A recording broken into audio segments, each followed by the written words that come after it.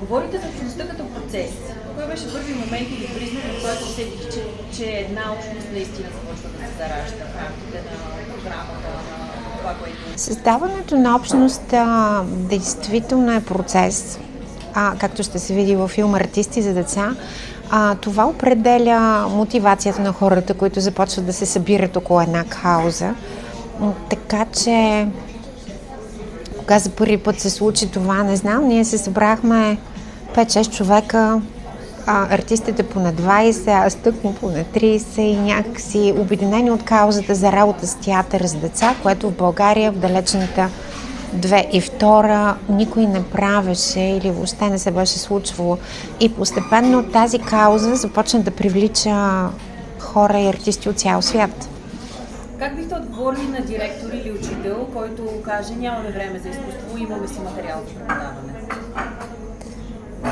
Изкуството е изключително важно да влезне в образованието, защото мисля, че беше на Конфуций има една известна фраза: чух и запомних, видях и забравих, преживях и разбрах. Така че, когато учителите искат да преподават нещо за на децата в училище, е изключително важно да има творчески процес, да има игри. Аз препоръчвам много театралните игри на база на опита, който има от 15 години, че това страхотно спомага за децата да се отворят. Те стават много по, чувствителни, много по-голямо разбиране и въобще преживяното знание е начина, по който ние учим. Така че, каквато и да е програмата на учителите, колкото може повече децата да го съпреживеят чрез тялото си, това би било по-успешно. Кои умения според вас изкуството развива най-силно в училищен контекст и кои от тях според вас не могат да бъдат изградени по друг начин? Изкуството развива умения независимо от контекста. Театъра създава умения за живот. Това няма нищо общо с това дали ти ще станеш човек на изкуството. Там работиш в общности, решаваш трудни въпроси, научаваш се на сътрудничество, да преодоляваш егото си, когато нямаш главна роля, да решаваш житейски проблеми. Така че аз мятам, че изкуството, специално театър и драмата, е изключително важно да влезне в училищата. Не мисля, че има нещо, което да не реши. Това е една индиректна подготовка.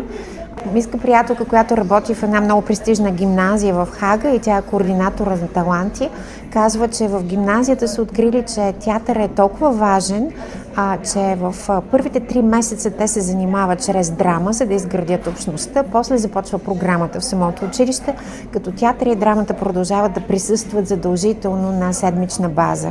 И резултатите са прекрасни. Какво ви казаха порасналите деца, което най-силно ви разтърси и промени ли това начинът, по който гледате на себе си като артисти и педагог? Порасналите деца, с които се срещнах във филма, беше много емоционално, защото в годините, като работихме, в някакъв момент аз се казвах: това е капка в океана, не знам дали ще може да им променим животите, защото започвах да разбирам колко е важно да се включи агенция за закрила на децата, общини, училища, дома, в който работихме. Някакси, колкото повече се развиваше програмата, виждах колко по-комплексно е. И тогава имахме един психолог-приятел, който беше така коуч на артистите, защото процесът беше доста, изискваше голям баланс с работа с деца в неравностойно положение и млади артисти. И така, веднъж заключвайки една година проекта, аз казах: ние просто това, което правим, е само капка в океана. И той тогава ми отговори: ти не знаеш колко дълбоко влиза тази капка. И когато се видях с порасналите деца, изведнъж разбрах, че за всички тях това е толкова дълбоко влезнало в същността и им е помогнало на различна степен да се реализират в живота си. Така че смятам, че няма акт на творчество, който едно човешко същество споделя с друго, особено с деца, което да не остава дълбоки следи за позитивно развитие на личността. Не знам дали ме променя на ежедневна база. Целият проект въобще ме е изградил да съм това, което съм аз и мога да съм само благодарна, че съм имала честта да го водя. И последно, в едно друго интервю казвате, че ако не изразиш своята творческа енергия, тя се превръща в фрустрация. По какъв начин вие намирате днес път, по който да изразите тази творческа енергия? В какво я вливате? Да, смятам, че е много важно творческата енергия да се изразява под форма най-добре чрез изкуство. Самата аз, как да кажа, съм си намерила пътя, така че аз съм режисьор, аз съм разказвач на истории, създавам театър, кино, пиша книги. За мен творчеството е начин на живот. И смятам, че е изключително важно развитието на въображението. Мисля, че Айнщайн беше казал, че въображението е по-важно от знанието, защото знанието има граници, а въображението може да обеме целия свят. Имам любим цитат от книгата «Пътят на героя» на Джозеф Кембъл, който смятам, че някакси определя това, което ние правихме в този проект, който ще видите във филма. И той казва, когато влез в тъмна гора, влез в най-тъмната част на гората. Ако видиш път, не тръгвай по него.